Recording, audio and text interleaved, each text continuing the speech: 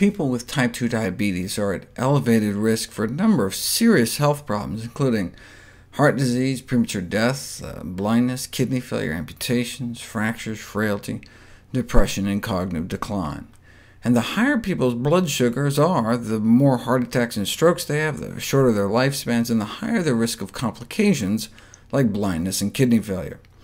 So a study was designed in which 10,000 diabetics were randomized into an intensive blood sugar-lowering intervention, where they put people on 1, 2, 3, 4, 5 different classes of drugs with or without insulin to drive blood sugars down into the normal range. Of course, you're not treating the underlying cause, you're not actually treating the actual disease, but by lowering one of the effects of the disease, these high blood sugars, by any means necessary, the hope was to prevent some of the devastating complications. How'd they do? The intensive blood sugar lowering with drugs increased mortality. After reviewing mortality trends, they conclude that the harm associated with the increased risk of death outweighed any potential benefits, and they stopped the study prematurely for safety reasons. They were successful in bringing people's blood sugars down, but in trying to push people's hemoglobin A1c under 6, they ended up pushing people 6 feet under, perhaps due to the adverse effects of the very drugs used to treat the disease.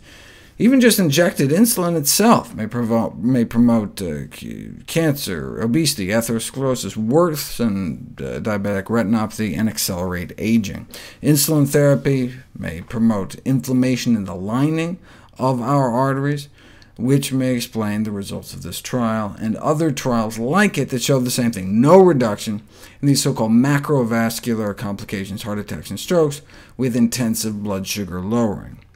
However, intensive therapy was associated with a 21% reduction in the development of microvascular complications like kidney dysfunction.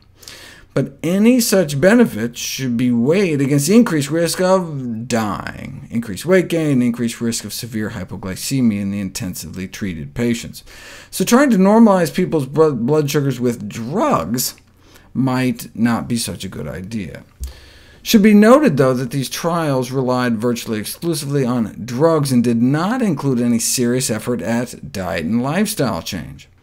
A 2013 paper in the New England Journal of Medicine found that an intensive lifestyle intervention focusing on weight loss did not reduce the rate of cardiovascular events like heart attacks in overweight or obese adults with type 2 diabetes.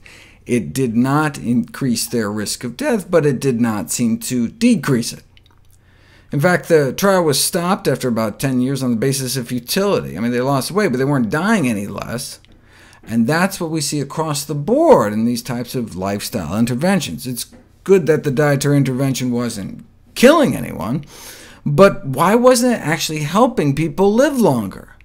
Because they didn't actually put them on a healthier diet.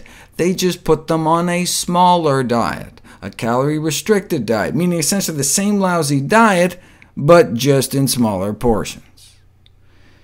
If we eat less and exercise more, we can lose weight, get more physically fit, slimmer, and have better blood sugar control. But if our diets continue to be so unheart healthy that our bad LDL cholesterol doesn't improve, then we're not going to be unclogging our arteries. Whereas individuals following healthier diets may experience improved reductions in blood sugar, body weight, and cardiovascular risk. Yes, by eating a smaller quantity of food without changing quality, we can lose weight, but the point of a lifestyle intervention is not to just fit people into skinnier caskets.